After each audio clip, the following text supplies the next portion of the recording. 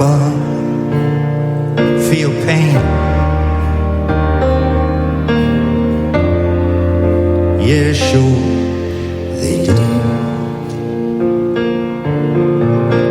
Is everybody in the bar a little man? Yeah, both me and you. We traded in the family farm for snake oil. We bought into the carpetbagger's life. Now we're hanging on this cross, these feelings of loss.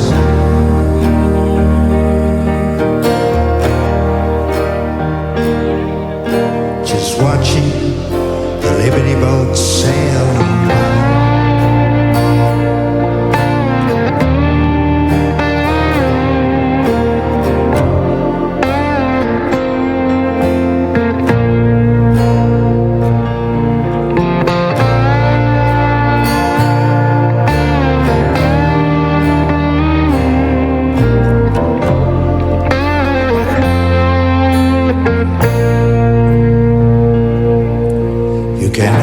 Build a bomb at Raytheon, but they'll sell it on Kalamazoo. Some crazy motherfucker bound to drop it on a busload of kids going to school. You can throw up your hands in the night, justify the choices in your head,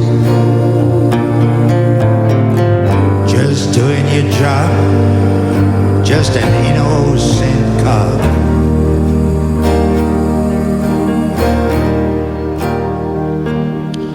But those little Yemeni kids will still be dead. All right, that's a few stanzas from the bar, and on that night that was unveiled in the East Village on Astor Place or down the street at the Theater 80 St. Mark's, who was there that night and spoke so eloquently, is our next guest, a presidential candidate, and maybe he can answer some of the questions that seem to be so baffling that we've been talking about today. Dr. Cornel West, thank you so much. We've been running overtime, but we're bringing you in right now. I know you're on the West Coast and you're a very busy man, but you remember that night at the bar. Oh, do I remember that night? I remember your magnificent performance, though, brother. I'm telling you, it echoes George Carlin, Richard Pryor, Dick Gregory, Moms Mabley. We can go but on not Aristophanes. Well, Aristophanes writing on the page. You were performing it with your body and your words. That's right. A big, big difference. But no, it's always a blessing to see you, my brother. We could be in the jail cell together with Carl Dix and Jim Fretos, or we can be in Jim Fretos' living room. Yes, that was some night the other night. Just the other night. That was beautiful to have you there with Jim and Beatty and Sam Cruz. We had a wonderful, Brother Gary Dorian was there. We had a time. We had a great time. You know, I've got, we've been talking here. I have the bar's author, composer, Roger Waters, is on the other line, and is You got the one and only Roger Waters himself, man. Yes, and Colonel Lawrence Wilkerson, who you know. Colonel Lawrence Wilkerson is, we've been talking about the situation in Gaza for the last 15 minutes, and it's been, I know this is something that you've been so involved in, emotional about, and that's the last time I saw you was in D.C. when I had the Assange truck, and you were out there. You walked like 50 miles for peace, I suppose it was a ceasefire, that march to Lafayette Park. Yeah, that was with the black ministers at that time. Most of them not gone off to the war criminal Harris, though, but they shifted on me real quick. But I'm praying for them. Sooner or later, they're going to have to wake up and tell the truth about this barbaric criminality, this barbaric crime of genocide against our precious Palestinian babies and men and women and siblings and innocent folk, man. It's we don't have a language for it, though, brother. You know what I mean? Every day, every day, every day. It's just unrelenting. It's unbelievable, man. The gravitas of barbaric genocide before your very eyes is just beyond any kind of conceivability. But it's as real as a heart attack, you know. Good God. Roger Waters, you were there that night with Cornel, and I'm going to try to find that little speech by you, Cornel. But I know I think I've seen you endorse Cornel for president. I can't do it at this station. I'm not allowed to. But you support Cornel's policies, at least. I do. Yeah. There's to be honest, completely honest with you and Cornel and everybody else. There's Jill Stein, obviously. There's Dr. West, obviously. And there's another guy who nobody's heard of called Joe Kishore, who represents the, World Socialist movement as well. My whole thing is that I get into arguments with people occasionally, and they're very, very short conversations, who tell me that you're dividing the vote, and that if you don't vote for Kamala Harris, you may let the ultra evil Donald Trump into the White House. Nobody can possibly vote for either of the complicit in genocide candidates. You are abrogating your responsibility as a human being if you vote for Kamala Harris or Donald Trump. It is absolutely against everything human to vote for either of them. You have got other candidates, including the three, in which obviously Dr. West is one of them, who you can vote for from a pure heart. Because if you have love and truth in your heart for your fellow human beings, you must use your vote to vote for somebody who does too. Kamala Harris doesn't, Donald Trump doesn't. You cannot vote for either of them. Right. Obviously, the whole system needs dismantling because, as we were saying before Dr. West came on, it is so corrupt. It's so much a corrupt plutocracy. Everything is for sale. We were talking about, the Israeli lobby. I'm going to stop talking because we have Dr. West here. We have Dr. West. He's telling the truth. Well, he was playing the truth on the piano that night. He's telling the truth right now, and he's been living the truth for the last umpteen decades, and still strong as ever. And that's a beautiful thing. That's a beautiful thing. You likened it to the bar that I think you said the greatest play ever written was by Eugene O'Neill, The Iceman Cometh. And tell us why that is germane today, and how these politicians out there are hoodwinking the public with their garbage, the same way that who's the anti-hero in The Iceman Cometh? It's Hickman. It's Hickman, yeah. Hickey, yes. Yeah, it's Hickey, absolutely. Well, I had made that allusion because after your wonderful performance, Sister Katie's wonderful performance, and then Brother Roger sitting at that piano all alone and singing from the depths of his heart, playing those beautiful notes, around the corner was Harry Hope's Saloon, which is the actual place where the great Eugene O'Neill had stayed. He'd tried to commit suicide just a few weeks after. And he went back in 1939 in his mind to write the greatest indictment of the American empire. Now, I wouldn't say it's the greatest play across, you know what I mean? Because you got King Lear, you got Three Sisters by Chekhov. There's some greater plays, but it's the greatest American literary indictment of the American empire. And it's basically this acknowledgement that here you get Hickey, who's a seller of dreams, very American, in the cellar of dreams, but his innocence hides the violence. Well, everything is for sale. Everybody is for sale. And he says over and over again that if human beings have to make the choice between greed and liberty, they'll choose greed every time, and that Americans have chosen organized greed over liberty. It's about money. It's about the gold. It's not about integrity. It's not about service to working and poor people. Now, O'Neill himself was an anarchist, but he was an anarchist who believed that America had absolutely no potential for any fundamental social change, that it would be run by organized greed, it'd be run by a ruling class elite tied to short-term profit, and they would do anything to stay in power. It was a gangster-like system, and that's what Eugene O'Neill actually concluded as a literary artist again, as a literary artist, not as an activist, because very different than Brother Waters. Brother Waters is a freedom fighter who tells the truth. He knows how dim and grim it is, but he fights.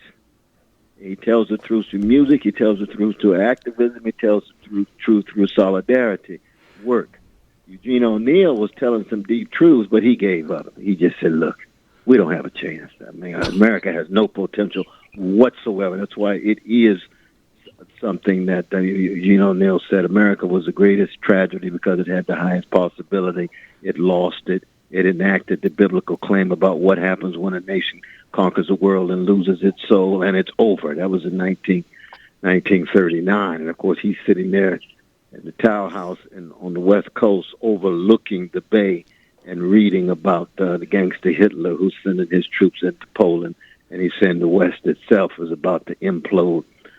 And he's dead by 1950. I think he died about 53 or so. So that for us to be right around that corner of that great literary text and yet build on the insights, but we refuse the conclusions. We still fight. Now, you could argue he was still fighting by writing the play, but we still fight beyond words. We still try to organize.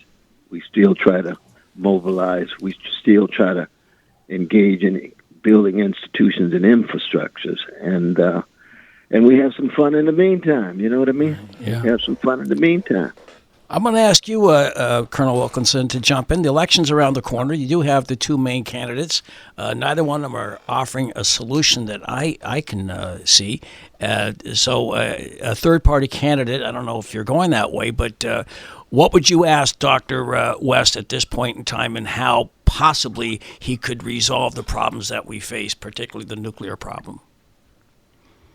Well, I was listening to the literary allusions, and I was thinking about what I consider to be the most sublime poem in the English language, written by a poet who gets very little acclaim, but he was a terrific poet when he put pen to paper. He was also a schools inspector in England. His name was Matthew Arnold. The poem is Dover Beach. And the last lines of that poem are, "There is neither hope, nor certitude, nor relief from pain. And we are here as on a darkling plain, swept with confused alarms of struggle and flight, where ignorant armies clash by night." That's our world.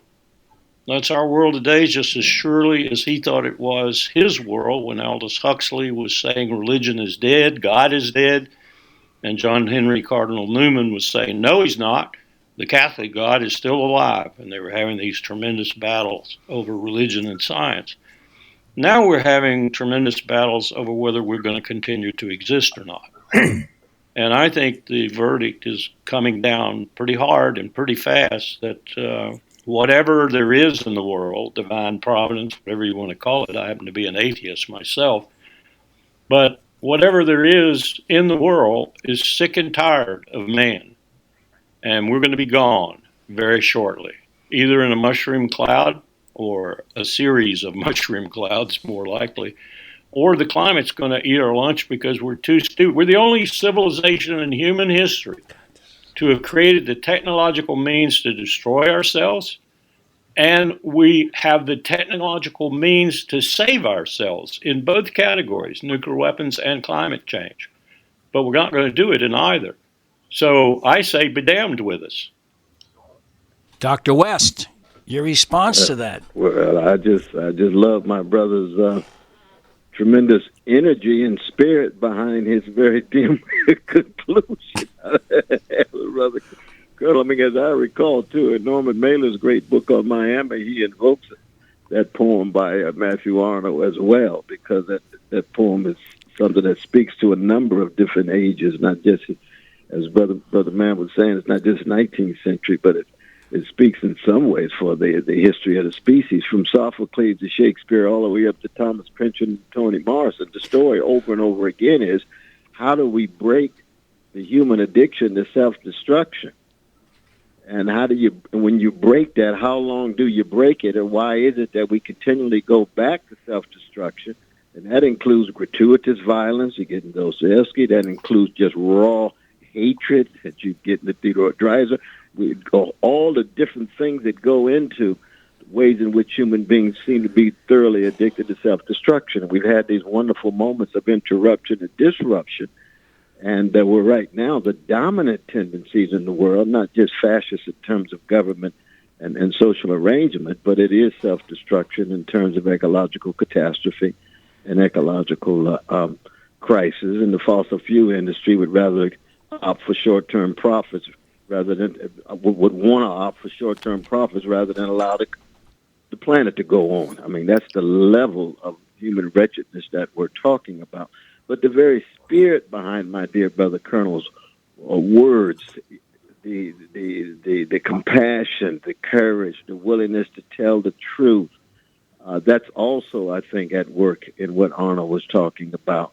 And that's at work in what all of us are about. We are going to go down swinging, just like a jazz man or a jazz woman. We going down swinging no matter what the catastrophes actually are. And what the conclusions are, it's hard to say. Hard to say. C.S. Eliot says, ours is in the trying, the rest is not our business. We don't have full control over it, whether you're atheist or theist or anything else. We can only do what we can do, bear witness, be a witness, make sure that truth and justice and love has some place in our lives, and we hope connected to others by means of organizing. Wow. I'm not following that. Roger, why don't you jump in? Whoa. I was half listening to Dr. West, and he triggered something in me, which is I wrote a musical play called Lay Down Jerusalem, I don't know, 10 or 15 years ago now, and it keeps popping back to me. One of the songs in it is To Kill the Child, and it's just a song about murdering children and why we would want to do that. And the play is actually about an old man in Northern Ireland who is babysitting his grandson one night, and there's a monologue at the beginning. I won't bore you with it. I'd be telling you the whole play. But his child is having a nightmare, the grandson, and the grandfather asks him what's wrong, and he says, they're killing the children, Grandpa. And the grandfather says, no, that was 30 years ago in the Troubles. They're not killing the children anymore. And the kid says, not here, Grandpa, over there.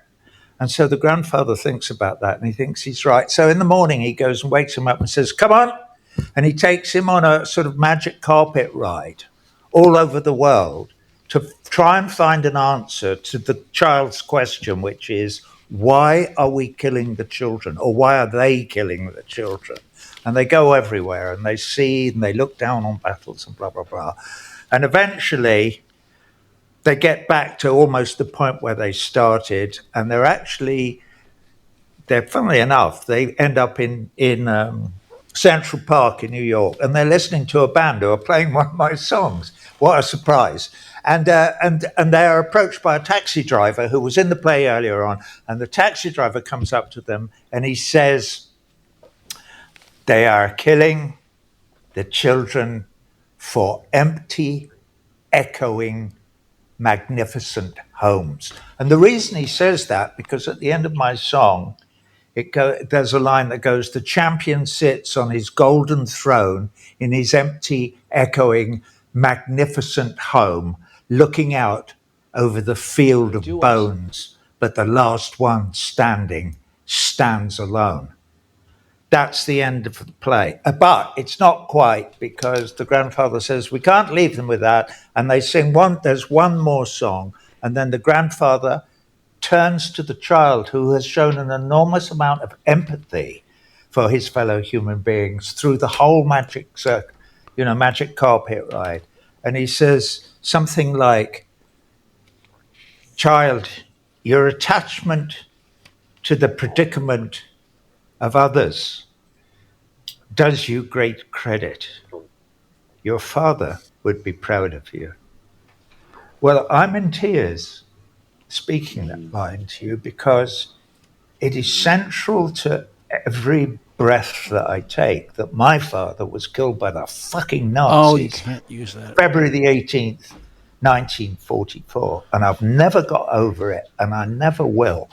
And I know this because I've been deeply into the trauma. And, I could talk to Gabor Mate about it for about 5 weeks without pausing. Not that I know Gabor, I don't. I know the son. But anyway, the point I'm trying to make is maybe there's truth in what the taxi driver says. Maybe it is. It's just an example of the attachment to the idea that gold is important. Well, we know King Midas learned about that. And we should all be able to learn the lesson that empty, echoing, magnificent homes don't mean shit. You can't use All that word. fucking private jets. Sorry. You can't use That's that right. language here. All right. Have you all seen That's so I'm powerful. sorry. Have you all I seen the That's so video? powerful. Don't go anywhere. Go ahead, Colonel. I'm just going to say, have you seen the video? I think the Turks made it. I can't watch it without filling up with tears. Yeah. It's a very short video, and it says it's 26 years in the future or something like that. And 16. they're going around to the different cities, New York and Houston, and they go overseas. And they're looking at the different, quote, Holocaust museums, unquote. And they're all Palestinians. And you're seeing much of what you see in the Holocaust Museum here in Washington. You're seeing the display of shoes, little children's shoes, and so forth. But in every vignette, they come fast and furious. Korea, France, and so forth. In every vignette, the child is sitting on his grandfather's or his father's knee watching it.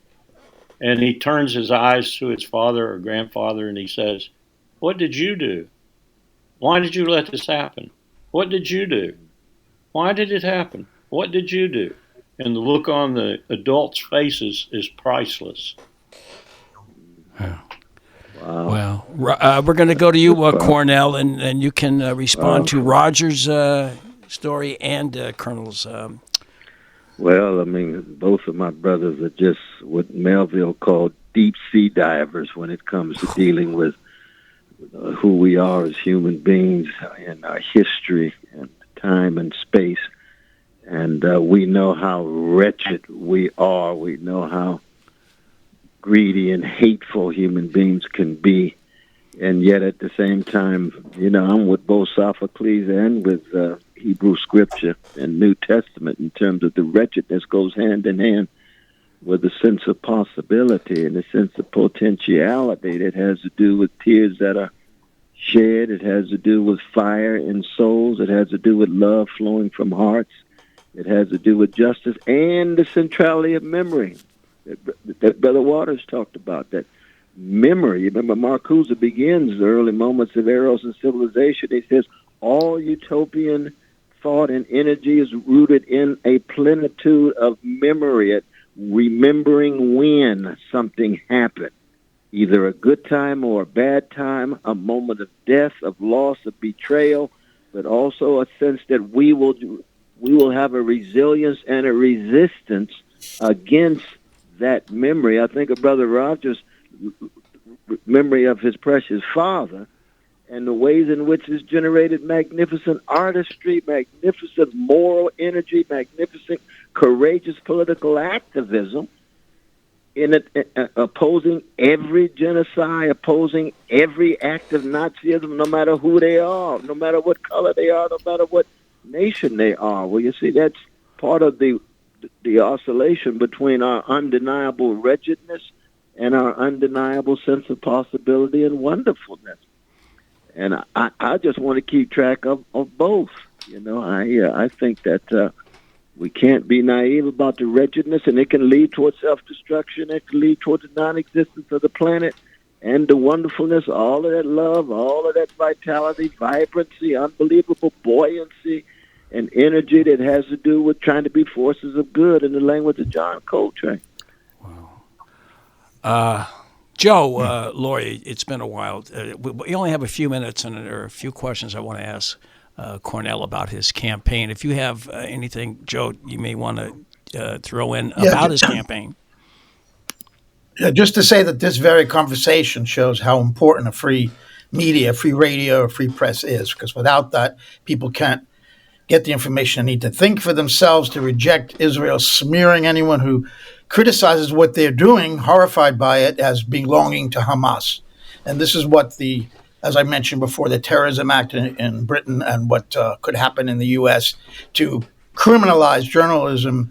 If you criticize Israel, you're being smeared as belonging to Hamas, a proscribed organization. Even the Secretary General of the UN has been called Hamas by the Israeli ambassador, and he's a persona non grata. I mean, they're out of their minds in Israel right now. And what's really shocking to me is not so much that, but that the Western governments and media are tolerating it and furthering it and accepting it. This is what's got to stop, because that's the power we have in Western countries, not to believe this rubbish that the Israelis are saying and to tell what's going on. But that's what shocks me even more than the Israeli behavior, that we here in the West are not standing up to it, particularly in the establishment. And this is why, again, we need a free press to push back against that. Cornel, you've been on this station many times. Are you having a hard time getting on mainstream media? Because you used to always get on CNN and other stations. During the campaign, of course, it's a whole different situation, because this corporate media is so tied to the corrupt corporate duopoly. I mean, my God.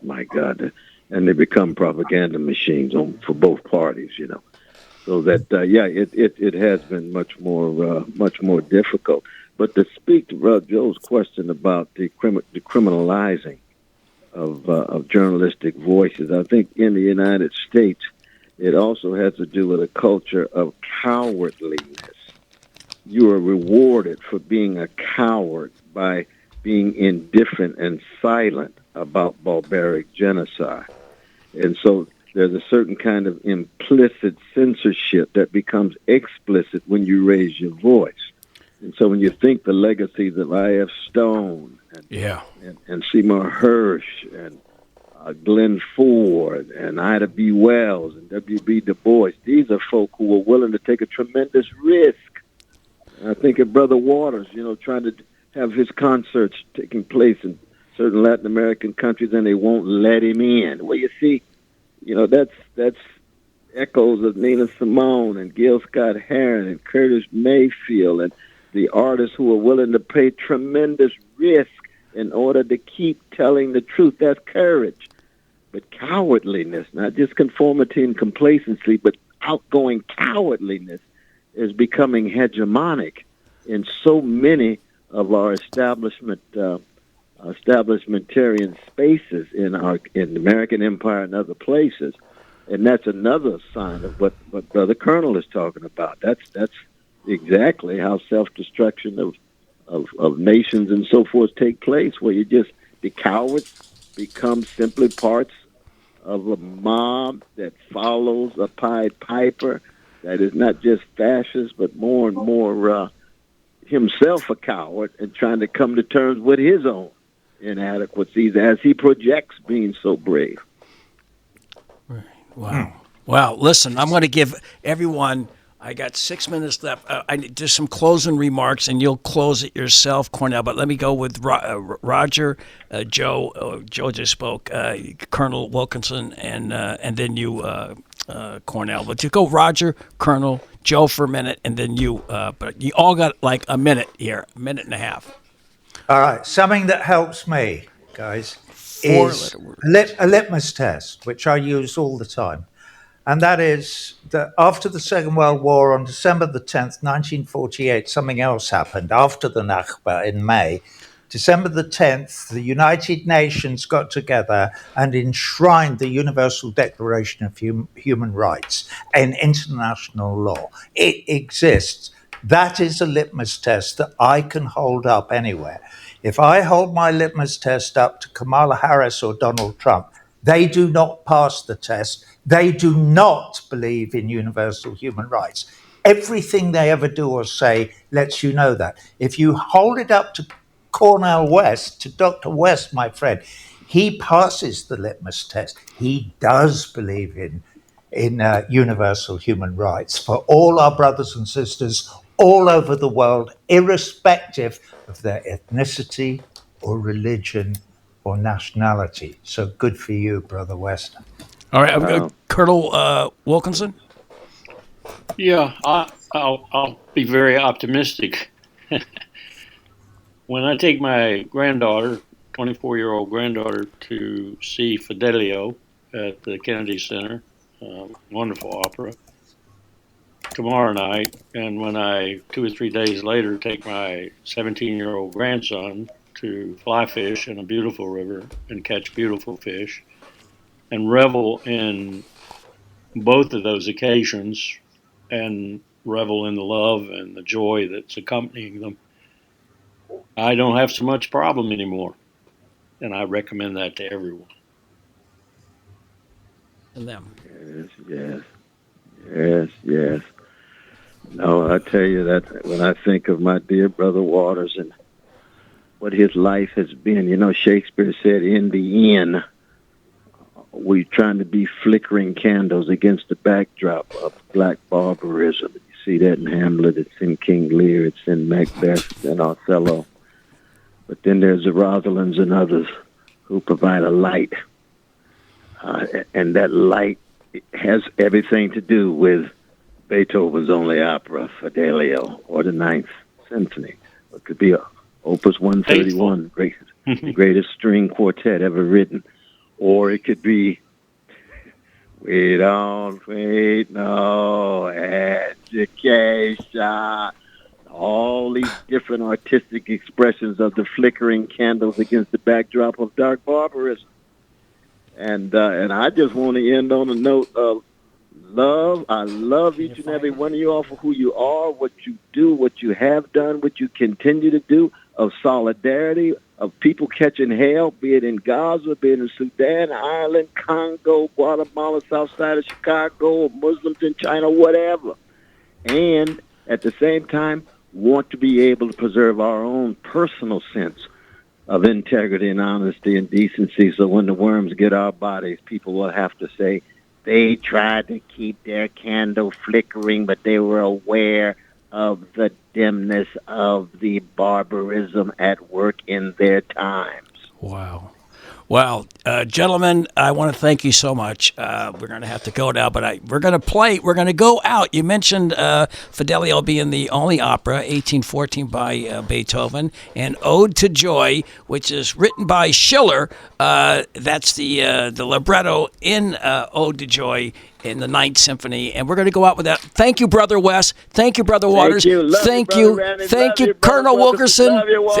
And we're going to go out. Listen to this. All right, this is for you. This is, I think, the great Paul Robeson. Thank you all. Thank you, Joe. Here we go. Take a look. Praise to Joy, the God descended, daughter of Elysium, ray of mirth and rapture blended, goddess, to thy shrine we come. By thy magic is united, what stern custom parted wide. All mankind are brothers plighted, where thy gentle wings abide.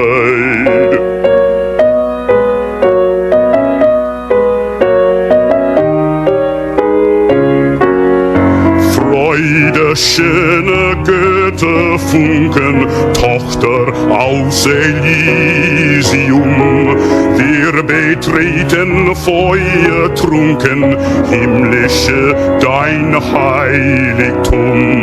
Deine Zauber binden wieder, was die Mode streng geteilt. Alle Menschen werden Brüder, wo dein sanfter Fliegel weilt.